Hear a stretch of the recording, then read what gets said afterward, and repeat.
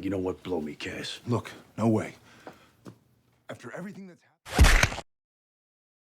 Hello guys, I'm Bob West. Today is the second sort of addendum to the Destiel dissection. Just some stuff I missed, some stuff you guys asked me to comment on, and a few parting thoughts. Next week I really want to focus on the overview itself. Today has no order or reason. I'll just be flitting through and commenting more or less at random. I wrote a bunch of stuff down in a notebook, so I'll just grab them one at a time.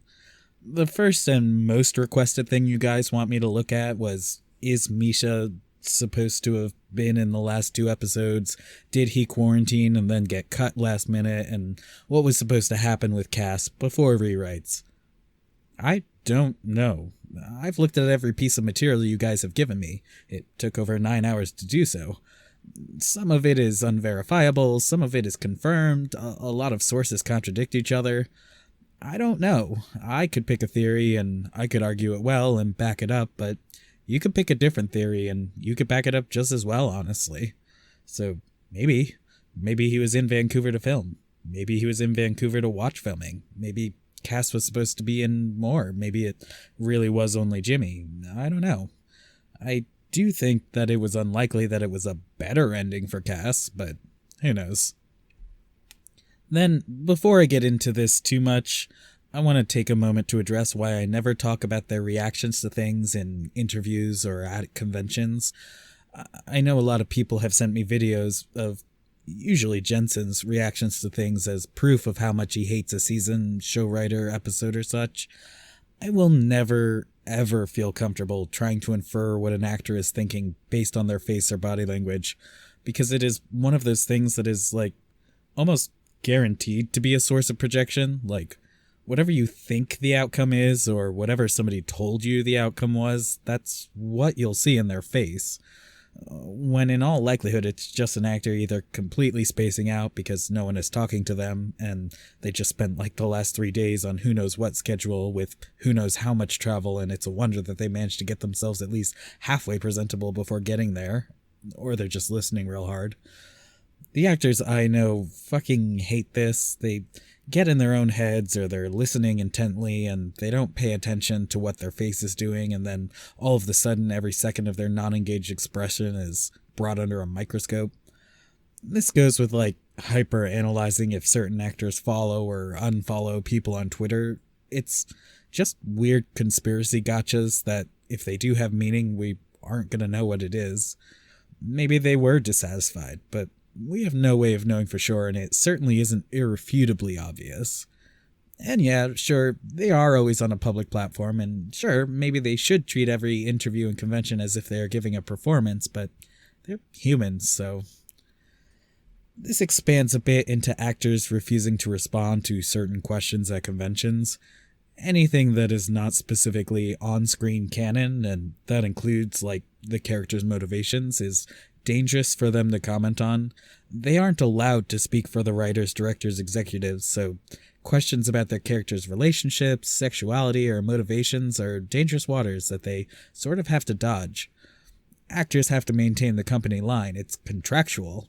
Yeah, some of them push it, but you can't really give the actors crap for not being willing to get put on the spot with those things. But also, let's talk a bit about actor perception of Destiel. Actors live in a sort of completely different bubble than us, just in general, and their exposure to the fandom happens in very different ways than ours by extension of that. A common theme in the actors talking about Destiel, even recently, seems to be them using the word Destiel and then immediately talking about fanfiction. Specifically hot and steamy, not for kids fanfiction, and I think because conversation about this subject is sort of barred from conventions to not try and have an all-out political war break out in house, the actor's sort of perception is not necessarily limited to X-rated fan fiction, but puts a lot of stock into it. What I mean is, a lot of their knee-jerk negativity seems to come at least in part from the idea that they don't think it'd be in character for, say, Dean to tear off all Cass's clothes and they fuck each other in every room of the bunker, for example. I think because Destiel was really introduced to them that way, they don't actually fully grasp that, no, it could be a much more reserved love. It could be a very normal or a very unusual type of relationship, but it isn't necessarily inherently sexual, and certainly we aren't asking for graphic on-screen sexcapades. But I think there is a serious disconnect there, and some of their hesitation stems from it. And should be obvious, but just sort of as an aside and assurance, if hot, steamy sex fanfics are your cup of tea, by all means, fanfiction is incredibly well suited to fit everyone's wishes, and I'm not saying there's anything wrong with it. Some of you have read my fanfics, and you know that I prefer a much more reserved and smut-free Destiel vibe, sort of a one step past where Season 12 got us vibe, when I even write Destiel into a story at all. Neither here nor there. All I'm saying is a lot of the conversation seems to just see Destiel as smutty /fiction, and I believe it's where at least some of the pushback from the actors and writers comes from. I mean, hell, in the 90s and early 2000s, there weren't even sites like fanfiction.net or AO3. If you wrote fanfics, you did it on your own small hosted website that no one would find, or posted them on your MySpace blogs and in the Neopets forums. It wasn't a huge thing. So the weight of it gets lost sometimes. I know a lot of writers have sort of blown off Destiel in broad strokes. I think there is a story, probably a different story, behind every single public address like that. I think sometimes it's the writers being annoyed that their work is being misinterpreted from what they intended. I think sometimes they think in terms of Destiel being nothing more than smut fantasies, and I think sometimes they're unintendedly shitting on Destiel while they are shitting directly on Wincest, because the writers and cast have made it sort of clear that Destiel bleh, but Wincest really skeeves them out. I also do think at least a little of it is probably network pressure. When they're getting too chummy with the queers, the network probably looks at them like, hey, you sneaking in some gay shit? And they have to publicly be like, ew, gay shit? No, I can't believe these assholes saw gay shit in that obviously gay thing I did. Must be crazy. We are a strictly no homo writing room, we promise. Brief interlude. I forgot to talk about this, and I'm unwilling to hook up my mic while editing. A few of you pointed out Jensen was in Blonde and was a bisexual man. In Blonde it was only implied or assumed he was bisexual, never explicit. So Jensen may be a touch typecast. Which I wonder if that is why he was so against making it official in Supernatural for so long. Because he wanted some strapping straight roles in the future. Remember that whole getting boxed in as gay in the industry thing. Some superhero work may help him get past that. Who knows? Back to my lovely voice now. Shifting gears slightly, I think the writers continually sort of did bits of setup for the hopes that they could pull the trigger on it a few times. Like, in Lily Sunders Sends Her Regrets, they took a moment to really drive home that the angel has no gender. Sure, maybe the host does, but the angel is not male or female. Wait, so Benjamin's a woman? Benjamin is an angel. His vessel is a woman. There are some times where gender jokes are used for comedic effect, usually shittily, but they didn't make a joke out of it. Cast just very firmly insisted that the angel had no gender, so why did we bother taking that time? Probably because they figured if they got the go-ahead, they could make a last-ditch argument that they're not really gay because one of them isn't a dude, and try to, stem some viewer loss. Also, side note, small bag. It's funny to say that their dynamic here in this car is literally a married couple, but as you guys go out and find relationships of your own, please don't ever use this as a template. If someone deals with issues with you by initiating a cold shoulder or silent treatment, or you find yourself feeling the urge to do that to your partner, straight up cut ties. You have an unhealthy thing going. Communication is the ultimate relationship goal if you want a relationship that might actually last. This toxic behavior is funny to watch and makes us feel things, but should not be used practically in real life. This has been marriage advice from Bob West. Anyway, let's jump back into 15 for a hot sec. 2 things of note, but technically one thing because the other is just for me to harp on lack of commitment in 1920. I've had a couple days since I whined in part 15, and I've had some time to sit on it and think about it.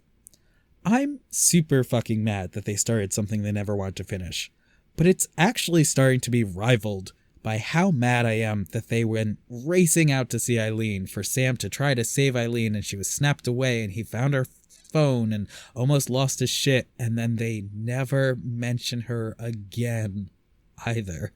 Straight, not even a, oh, is Eileen alright, or an, oh, I'm just thinking of Eileen. After Jack becomes God, she didn't even get as much as a single mention at all. I'm so... with both of them... What the fuck? I know relationships, and especially an ending like this, isn't only Dab and Singer's call, but the writing room on a whole, y'all came to some stupid as shit decisions with wussing out on relationships here. Sam and Eileen were almost a bit casual. If you hadn't had a huge, oh no, will she get snapped away drama, you could have kind of written it off, which would have also been stupid, but she just got snapped away. It was made to be a huge deal, and we don't even talk about her once again. The actual one thing is just frustration about a cutscene from Proverbs 17:3.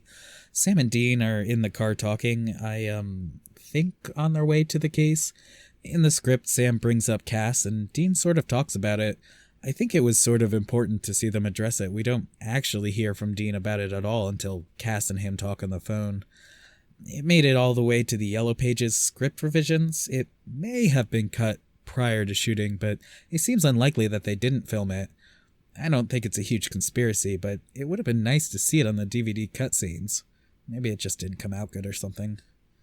Moving along, a couple of post-season 15 cast interactions, and guys, I know you sent me a lot of videos of the cast talking after season 15, and I spent a little bit going mad with them, but I decided not to include the bulk of them, but most of you guys know where to dig these clips up.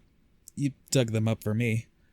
The two that stuck in my mind were Misha mirroring some of my own opinions on what he would want to see from Cass and Dean in a Heaven reunion.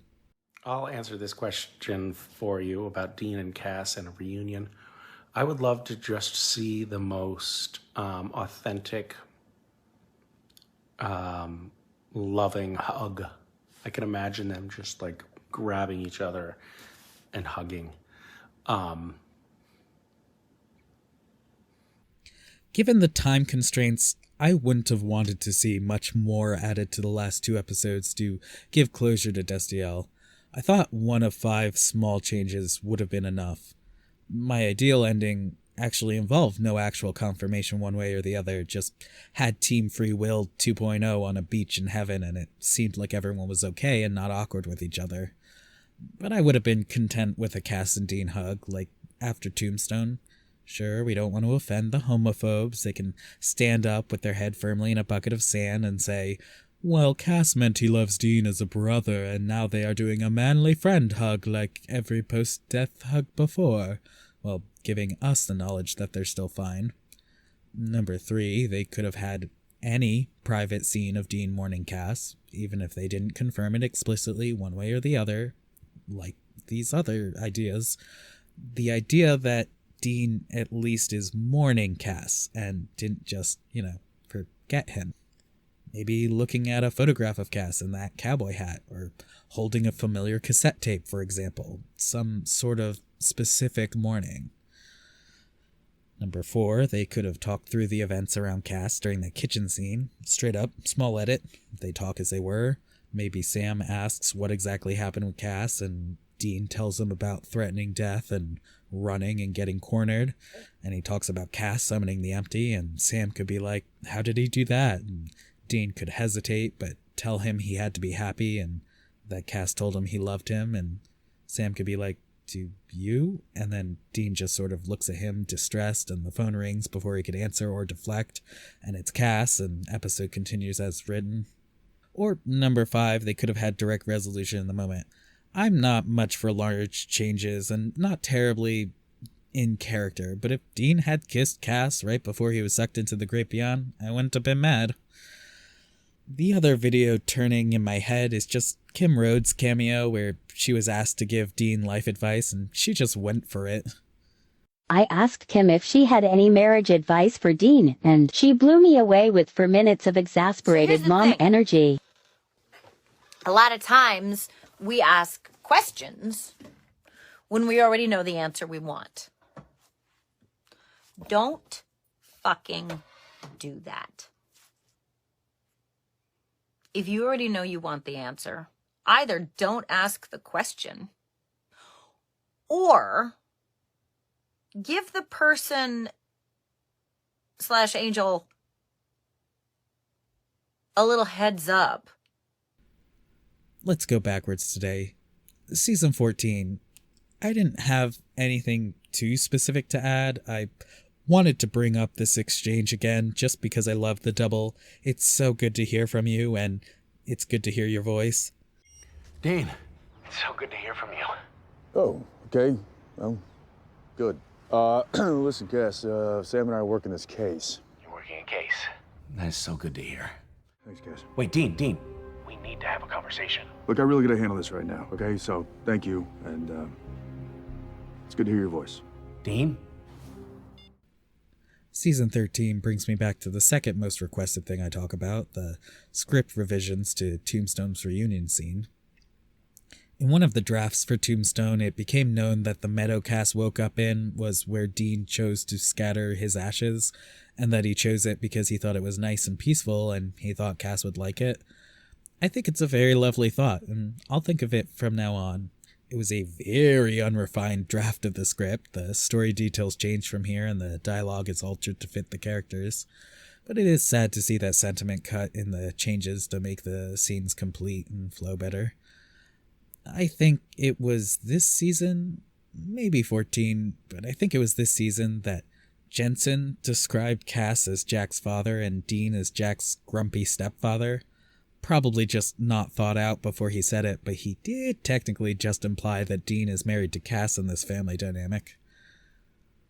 Season 12 has a few. Many of you emailed to talk more about the cassette tape. You have managed to shift my views a little bit. Most pointed out that the label is clearly new, so at the very least it's a cassette that Dean made only recently, whether or not he made it for Cass. Coupled with the whole way the season is written and the stereotypical romantic writer's trope, it very much is probably a mixtape that Dean made for Cass. And the implication, at least, was that it was very possibly romantic rather than platonic. The thing I will never concede on is that Dean wrote tracks with two X's because they're kisses. That would be very out of character. Too goofy, sweet, and soft for him under any stretch of circumstances. I do absolutely think that Dean was overthinking playing this chill and casual like trying real hard to make it not seem like a romantic gesture, and he had a passing intrusive thought be like, hey, be a cool dude, write it like tracks. And he did it before being like, fuck, that's real stupid. Pausing for a second and then kind of giving up and just leaving it as is. Season 11, I wanted to spend another second talking about after the attack dog spell wore off. Cass wants so badly to heal Dean's wounds, feeling guilty that he beat the shit out of Dean, and Dean won't let him because he thinks he deserves it as some sort of penance for beating the shit out of Cass under the influence of the mark. Dean, I can fix that. No, it's fine, Cass. Besides, I had it coming.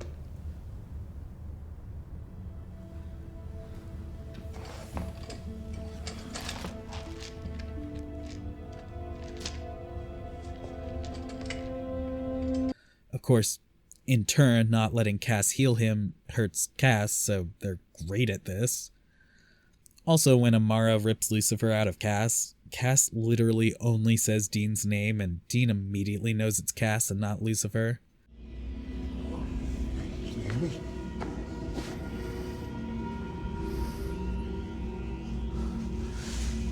Dean. Cass? Then I've gone over most everything that happened earlier than that. Moments that have stood out to me in a rewatch in general, in Point of No Return, Cass crossing his arms, it's such a human gesture, and one he almost certainly got from watching Dean, who sort of closes himself off like that all the time. Also in Part 4, I said that outside the brothel was the first time Cass smiled. I was incorrect. It was the second time Cass smiled. Cass smiled first in Season 4, but it was Dean who made him smile then too. Random thought, not particularly relevant to anything we're talking about, but just in my brain right now. Dean is an unsuitable vessel for Cass. Like, even if he wanted to, not that he ever did, but his body would break down and wouldn't be able to hold Cass. Cass tried talking to him with his normal voice because he thought, like, with his true vessels, he would be able to hear it, but it almost deafened Dean. Jimmy, who was a suitable host, could hear him just fine. It's not relevant, just sort of turning over in my head as I watched Lazarus Rising again. Now, let's finish this up with a bit of a summary of my opinions. I still don't necessarily see this as a gay ship per se, because Cass is both genderless and makes no definitive claims as his attraction level across genders, but he is in love with Dean, obviously. Dean is bisexual and in love with Cass, but he doesn't say it outright, so technically it isn't full canon. I think Cass started loving Dean by the end of season 5, whether he properly knew what to call it or not. It's why he was so flustered when Dean kept jokingly hitting on him. It's why he was so angry when Dean went to say yes to Michael, leading up to agreeing to die to give Dean 5 minutes with his brother and then battling into hell for a chance to rescue Sam. I think Dean realized he loved Cass when Bobby and Sam were asking him to lie to Cass and entertain the idea that Cass betrayed them. It's why Cass working with Crowley hurt so much. It's why he still tried to get through to Cass even after he broke down Sam's wall. It's why he was so broken up about Cass dying. I think Cass realized that Dean loved him when he says, "I need you" in Purgatory. I think Dean suspected Cass loved him in season 12, but wasn't sure until Cass says "I love you" and gets snatched by the empty. I decided to release this video in place of 16 this week so I could give it a bit more attention and release that next Thursday-ish, especially being on and off set. I just didn't have a lot of spare time this week, a little less than I expected. I really want 16 to be a complete overview of Destiel, and I want to make sure it's the best it can be and really do this kind of whole nonsense series justice. Some upcoming videos aside from the finale of Destiel, the Destiel deep dive. I have a video on Dean's bisexuality on its own in a vacuum. I have another Beauty of Supernatural video. I have a prosthetic overview of the Mark of Cain, and next week hopefully I'll have an announcement about Patreon. In the meantime, please check out my Ko-fi account. I just reached my previous funding goal to offset costs for the prosthetic and prop builds I want to share with you. That was thanks to a couple of very generous donations from you guys. I really appreciate it. As always, you can email me at bobbertwest@gmail.com. I want to take a second to thank you guys for reaching out. I love hearing about you guys and where you're coming from and what brought you to these videos. And if you somehow still live in fear of all that is happening here, I want to encourage you to overcome your terror. Like the video, subscribe. Yes, you'll be subjected to more of these videos, but hey, you sure will maybe get something out of the experience. And at the very least, you won't be alone while suffering through them. I'll see you all next week.